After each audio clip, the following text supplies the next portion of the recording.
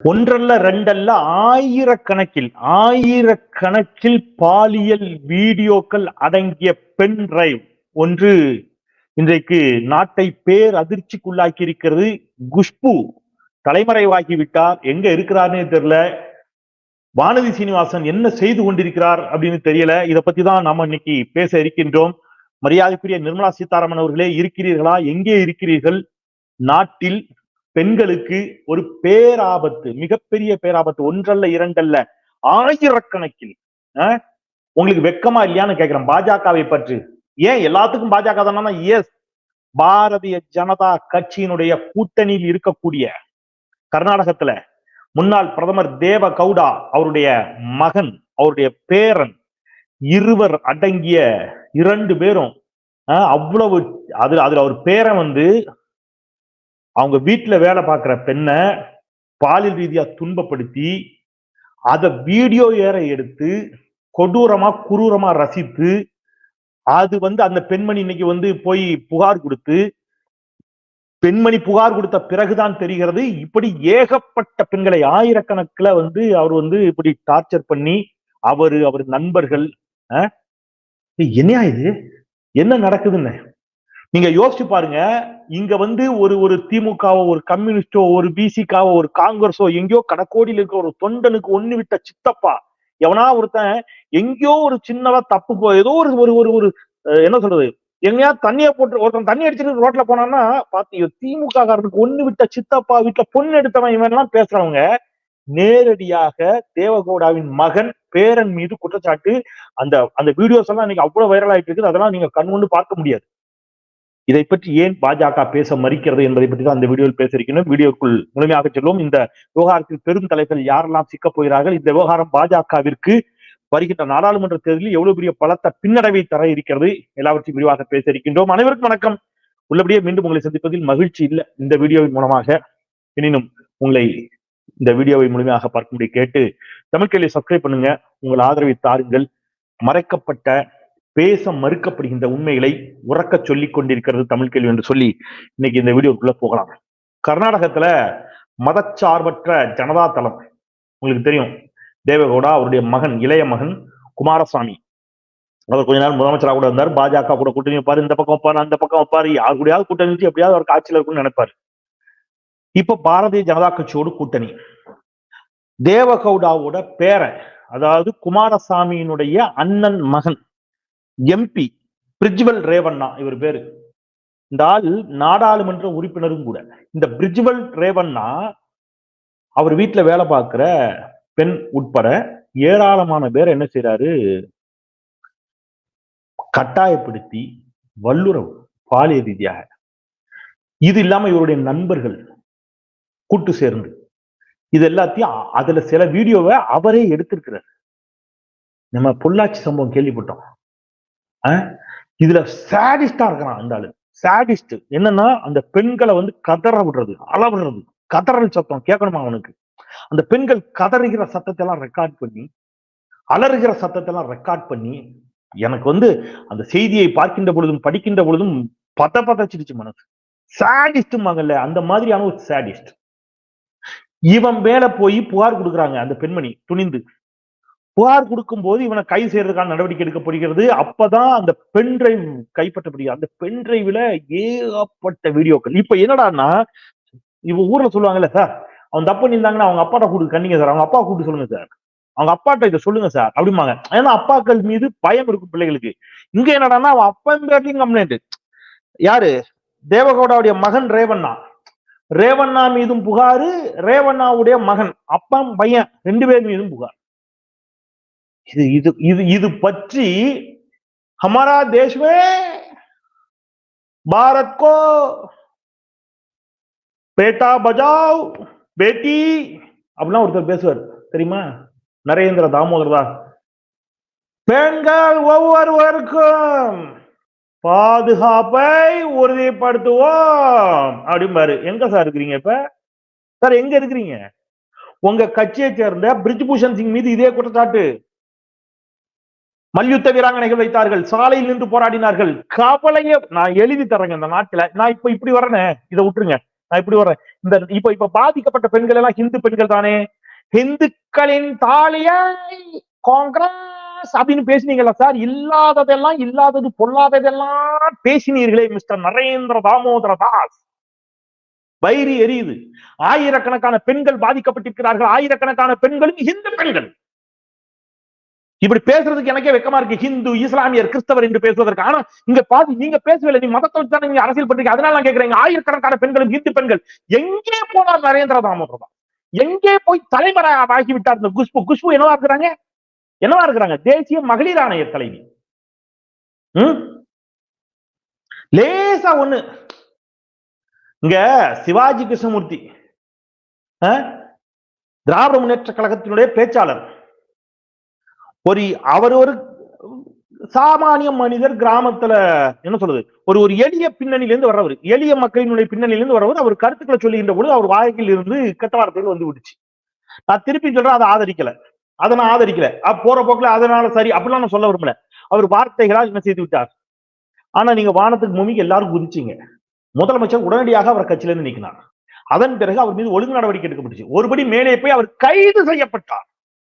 அதன் பிறகு அவர் தன்னுடைய தவறை உணர்ந்து வருத்தம் தெரிவித்து மன்னிப்பு கடிதம் எழுதி கொடுத்த பிறகு அவருக்கு என்ன செஞ்சாங்க, திருப்பியும் ஒரு வாய்ப்பு கொடுத்தாங்க.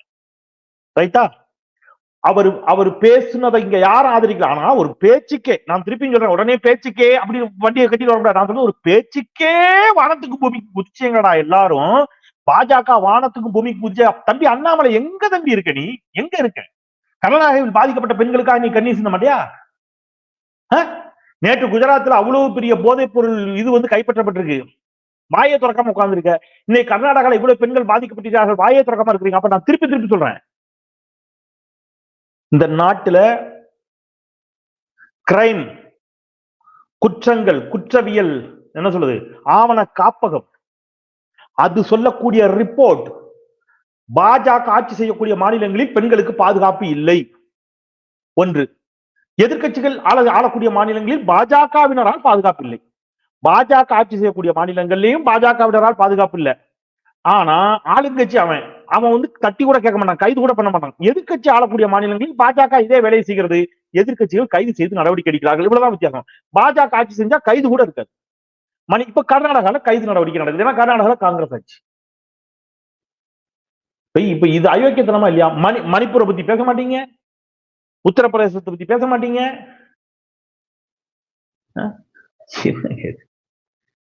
இந்த நாட்டுல வாரணாசியில பிரதமருடைய சொந்த தொகுதியில நடக்குது. சொந்த தொகுதியில ஒரு ஹிந்து பெண் பாஜகவினுடைய ஐடியை பாத்துக்கிற பாஜகவுடைய தகவல் தொழில்நுட்ப அணியை சேர்ந்தவர்கள் 3 பேரும், ஒருத்தன் பிரைம் மினிஸ்டர் கூட போட்டோ எடுத்திருக்கிறாங்க, ஒருத்தன் அமித்ஷா கூட போட்டோ எடுத்திருக்கிறாங்க, ஒருத்தன் யோகி ஆதித்யநாத் கூட போட்டோ எடுத்திருக்கிறாங்க. இவன் எல்லாம் சேர்ந்து 3 பேரும் சேர்ந்து ஒரு பெண்ணை கூட்டு பாலியல் உள்ளவர் செய்திருக்கிறார்கள். புகார் மீது நடவடிக்கை எடுப்பதற்கு மாச கணக்காக்குச்சு பாஜக. இப்ப நான் என்ன கேட்கிறேன், இந்த பிரதமர் இந்த கூட்டணியை முறிப்பாரா? முறிக்கணும்ல. மனுநீதியில் என்ன சொல்லப்பட்டிருக்கிறது என்று எடுத்துதான் யாரு பேசுறா? ஆராசாவும் நம்முடைய முனைவர் திருமாவளவன் அவர்களும் என்ன செய்தார்கள்? எடுத்து பேசினார்கள். ஐயா, உன்னுடைய மனுநீதியில் இப்படி சொல்லப்பட்டிருக்கிறது ஐயா. திருமாவளவன் இந்து பெண்களை கொச்சைப்படுத்தி விட்டார், ஆராசா திரும்ப இந்து பெண்களை கொச்சைப்படுத்தி விட்டாரு. நீங்க அதை மாத்தினீங்க. இப்ப நேரடியாகவே இங்க கொச்சைப்படுத்திக்கிட்டு இருக்கான். டேய் வாங்கடா, ஏதாவது கேளுங்கடா. இப்ப இது நாட்டையே ஒழுக்கி கொண்டிருக்கக்கூடிய இந்த சம்பவம் தொடர்பாக இந்த நிமிடம் வரை மோடி வாய் திறக்கல. வழக்கம் போல எப்படி மணிப்பூர் பற்றி அவர் வாய் திறக்க மறுத்தாரோ, எப்படி மல்யுத்த வீராங்கனைகள் பாலியல் ரீதியாக தொல்லைக்குள்ளாக்கப்பட்ட போது அது குறித்து வாய் திறக்க மறுத்தாரோ, எப்படி அவருடைய சொந்த தொகுதியில் பாஜகவினராலேயே ஒரு பெண் கொடூரமாக பாலியல் வல்லுறவுக்கு உட்படுத்தப்பட்ட பொழுது அதை பற்றி வாய் திறக்க மறுத்தாரோ, எப்படி விவசாயிகள் அநியாயமாக படுகொலை செய்யப்பட்ட பொழுது அதை பற்றி வாய் திறக்க மறுத்தாரோ, இவர்கள் எல்லோரும் ஹிந்துக்கள். அப்ப பாக்குற உண்மையான ஹிந்து திங்க் பண்ணணும். ஹிந்து அப்படிலாம் ஒன்னும் உனக்காக நிக்க போறது இல்ல பாஜக. அது போல நாளைக்கு உன் வீட்டுல இதே மாதிரி வந்தாலும், உன் வீட்டுல இதே மாதிரி நான் திருப்பி இப்படி தயவுசெய்து அந்த வார்த்தையை தப்பா புரிஞ்சுக்காங்க, நான் வருத்தத்தோட சொல்றேன். நாளைக்கு உங்கள் வீட்டு ஹிந்துவேன்னு கிளம்புற உன் வீட்டு பெண்களுக்கு இதே மாதிரி ஆபத்து ஏற்பட்டாலும் வந்து நின்று கத்த போறது செந்தில்வேலோ அல்லது செந்தில்வேல் மாதிரி பெண்ணை பெண்ணாக பார் என்று சொல்லக்கூடிய பகுத்தறிவு பாதையில் ஓரளவுக்காக பயணித்துக் கொண்டிருக்கக்கூடிய பெரியாரிய மார்க்சிய அம்பேத்கரிய சிந்தனை கொண்டவர்களால் முடியுமே தவிர இவன் எவனும் வரமாட்டான். இவன் அப்பமும் என்ன செஞ்சுவான். அப்ப அப்ப இது இதெல்லாத்தையும் டைவர்ட் பண்ணி நேற்று என்ன பண்றாரு, இவ்வளவு பிரச்சனை நடந்துட்டு இருக்குது. அவர் கர்நாடகா தேர்தல் பரப்புற அவுரங்கசீப்பை பத்தி பேசிட்டு இருக்காரு. யார பத்தி? அவுரங்கசீப். இங்க என்ன நடந்துட்டு இருக்கு? புரிஞ்சுக்கிட்டா சரி. அத பத்தி பேசல. அவுரங்கசீப் அவுரங்கசீப் அவுரங்கசீப்னா இங்க என்ன நடந்துட்டு இருக்கு? பேசுனீங்களா அதை பத்தி? ஒரு வெளிநாட்டிலிருந்து சுற்றுலாவிற்கு இந்தியாவிற்கு வருகிறார் ஒரு பெண். அவர் சொல்லுகிறார், உலகின் 60க்கும் மேற்பட்ட நாடுகளை நான் பாதுகாப்பாக கடந்தேன்.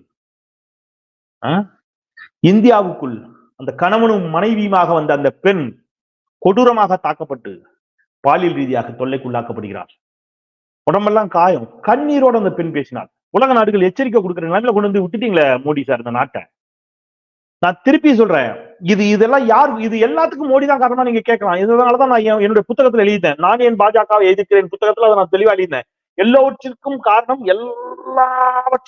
மோடி தான். நான் ஏன் குற்றம் சாட்டுகிறேன் என்று சொன்னால், மோடி ஆட்சிக்கு வந்த பிறகு பாலியல் குற்றவாளிகள் சுதந்திரமாக இந்த நாட்டில் நடமாடினார்கள் வெளியில.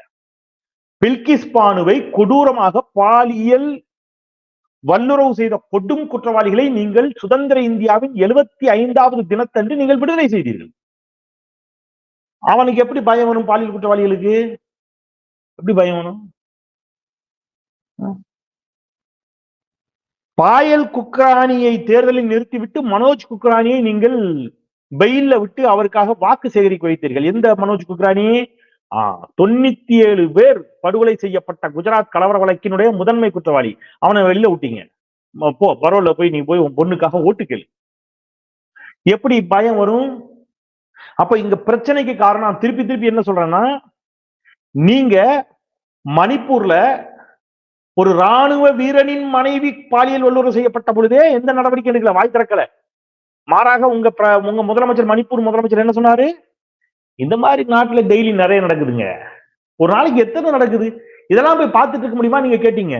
அந்த பெண்கள் கொடூரமாக ஒரு ஸ்டேட்மெண்ட் கொடுத்தாங்க, எங்களை பிடிச்சு காவல்துறை இந்த கலவரக்காரர்களிடம் ஒப்படைத்ததே காவல்துறை. நாங்க அப்ப இது எல்லாவற்றுக்கும் காரணம் ஏன் பாஜக நான் சொல்றேன்னா, உங்களுக்கு இங்கே பெண்களை பற்றி கவலை இல்லை. ஏன் நான் திருப்பி கவலை இல்லை, ஏன் கவலை இல்லாம போச்சுன்னா, பெண்களை மனுநீதி எப்படி சொல்லுகிறது, மனுஸ்மிருதி பெண்களை எப்படி சொல்லுகிறது. அப்ப பெண்கள் அப்படித்தான். உங்களுடைய மொழியில சூத்திரர்களுக்கும் கீழே பெண்கள், பெண்கள் வெறும் போக பொருள்கள். அப்ப நீங்க பெண்கள் அப்படியே பார்த்து பார்த்து பார்த்து பார்த்து பழகிய அந்த சித்தாந்தத்தில் வந்தவர்களுக்கு மேடையில பேசும்போது பேட்டி பஜாவ் பேடா பயோ பயோ பயோ பயோன்னு பக்கோடா வைப்பீங்க. ஆனா இங்க இப்ப நான் ஒண்ணு சொல்றேன், நிறைவா ஒரு கருத்தை சொல்லிட்டு நான் முடிச்சிடுறேன். 600 ஆண்டுகளுக்கு முன்பு 400 ஆண்டுகளுக்கு முன்பு நடந்த அவுரங்கசீப்பை பற்றி எல்லாம் பேசக்கூடிய பிரதமர் கண்முன்னே நடக்கும் அக்கிரமத்திற்கு பதில் சொல்வாரா மாட்டாரா? ஒன்று. வானதி சீனிவாசன் அவர்களே, மனசாட்சியோடு இதற்கு பேசுவீர்களா இல்லையா? 2. மகளிர் ஆணையத்தினுடைய பொறுப்பில் இருக்கக்கூடிய குஷ்பு அவர்களே, எங்கே இருக்கிறீர்கள்? ஒரு பெண்ணாக மரியாதைக்குரிய மாண்புமிகு நிர்மலா சீதாராமன் அவர்கள் இது குறித்து என்ன சொல்ல போகிறார்? டாக்டர் தமிழிசை சவுந்தரராஜன் அவர்கள் இதற்கு வாய் திறப்பாரா, இல்லை இதற்கு கள்ள மௌனம் சாதிப்பாரா? பாரதிய ஜனதா கட்சியில் இருக்கக்கூடிய பெண்கள், நீங்கள் இது குறித்து என்ன செய்ய போகிறீர்கள்? ஒரு மாணவி தன்னைத்தானே மாய்த்து கொண்ட வழக்கை செயற்கையாக திசை திருப்பி அது மதமாற்றத்தினால் நடந்த தன்னைத்தானே மாய்த்து கொண்ட ஒரு முயற்சி என்று அதை திசை திருப்பி இந்த அண்ணாமலைன்னு ஒருத்தன் வல்லூர் கோட்டத்துல ஆர்ப்பாட்டம் உண்ணாவிரதம் நடத்தலாம். அவன் இதுக்கு வாய் பேசுவானா மாட்டானா? இதுக்கு எல்லாரும் பதில் சொல்லணும். நான் எல்லாரையும் அவங்கன்னு சொல்லிட்டு அண்ணாமலை மட்டும் அவன் சொன்ன பாத்தீங்கன்னா அவர் மேல எஸ், அது நான் முடிவு செய்த ஒன்று. அவனுக்கு அவ்வளவுதான் மரியாதை. என்னைக்கு அவன் தன் தவறை உணர்ந்து பத்திரிகையாளர்கள்ட்ட ஒழுங்கா பேச ஆரம்பிக்கிறானோ, மரியாதைக்குரிய எதிர்கட்சி, அவன் பார்வையில எதிர்கட்சியாக இருக்கக்கூடிய நம்ம ஆதரிக்கக்கூடிய பெரியாரிய மார்க்சிய அம்பேத்கரிய திராவிட இயக்க கம்யூனிஸ்ட் சித்தாந்தம் கொண்ட விடுதலை சிறுத்தைகளுடைய மறுமலர்ச்சி சித்திர திராவிட முன்னேற்ற கழகம், காங்கிரஸ் உள்ளிட்ட கட்சியில் இருக்கக்கூடிய தலைவர்களை பற்றி என்னைக்கு அவன் ஒழுங்கா பேசுறானோ, பத்திரிகையாளர்கள் என்னைக்கு கண்ணியமா நடத்தினாலும் அன்னைக்கு நம்ம அவனுக்கு என்ன செய்வோம், திரு அண்ணாமலை அவர்களேன்னு பேசுவோம். அதனால அவனுக்கு மட்டும் இதான் மரியாதை எப்பவுமே இனிமேல். சோ இது இன்னைக்கு நாட்டில் ஒரு பெரிய சர்ச்சையை பிரச்சனை ஏற்படுத்தி. இதுல என்னன்னா, இந்த முதன்மை குற்றவாளி வெளிநாட்டுக்கு தப்பி போயிட்டதான். யாரு, தேவகவுடாவுடைய பேரன் வெளிநாட்டுக்கு தப்பி போயிட்டானா அப்படின்னா இன்னைக்கு செய்தி வந்து கொண்டிருக்கிறது. கைது பண்ணப்பட வேண்டும் அப்படிங்கிற குரல்கள் வலுத்துக் கொண்டிருக்கின்றன. தெரியல, இவ்வளவு பிரச்சனை மறைப்பதற்கு ஜெய் பஜ்ரங் பாலி என்று அனுமனை வேண்டிக் கொண்டு வாக்களியுங்கள் என்று பிரதமர் கேட்பார். பாதிக்கப்பட்டு நிற்பதும் இந்துக்கள் தான், அதை புரிந்து கொள்ளுவீர்கள் என்ற நம்பிக்கையோடு மத வெறிக்கு இடம் தர வேண்டாம், மனித உரிமைக்கு மனித நேயத்திற்கு இடமளிப்போம் என்பதை சொல்லி கனத்த இதயத்தோடு விடைபெறுகின்றேன். குரலற்றவர்களின் குரலாய் நான் செந்தில். நன்றி.